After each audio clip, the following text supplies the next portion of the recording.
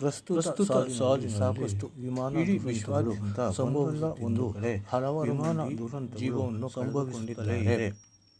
ಈ ವಿಮಾನ ದುರಂತದಿಂದಾಗಿ ಹಲವಾರು ಒಂದಲ್ಲ ಒಂದು ಕಡೆ ಸಂಭವಿಸುತ್ತಲೇ ಇದೆ.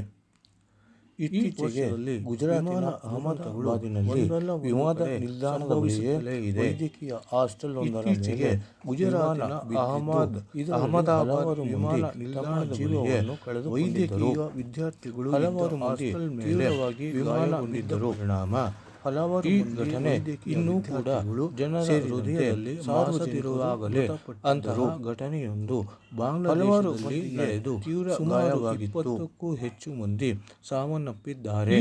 ಘಟನೆ ಜನರ 100ಕ್ಕೂ ಹೆಚ್ಚು ಮಂದಿ ಮಾಸದಿರುವಾಗಿ ಗಾಯಗೊಂಡಿದ್ದಾರೆ.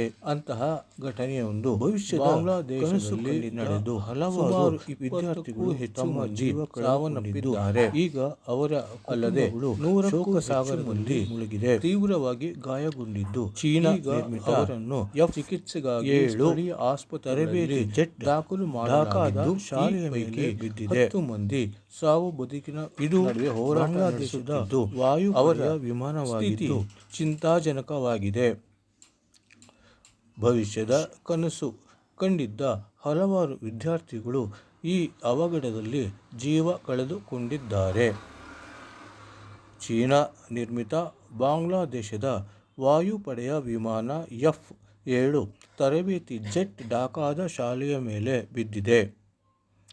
ಅಲ್ಲಿ ವಿದ್ಯಾರ್ಥಿಗಳು, ಶಿಕ್ಷಕರು ಸೇರಿದಂತೆ 20ಕ್ಕೂ ಹೆಚ್ಚು ಮಂದಿ ಪ್ರಾಣ ಪಕ್ಷಿ ಹಾರಿ ಹೋಗಿದೆ.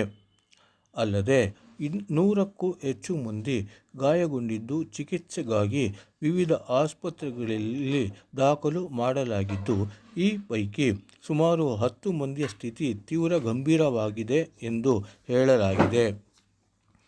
ಬಾಂಗ್ಲಾ ವಾಯುಪಡೆಯ ವಿಮಾನ ದುರಂತಕ್ಕೆ ಪ್ರಧಾನಿ ನರೇಂದ್ರ ಮೋದಿ ಅವರು ಸಂತಾಪ ಸೂಚಿಸಿದ್ದಾರೆ.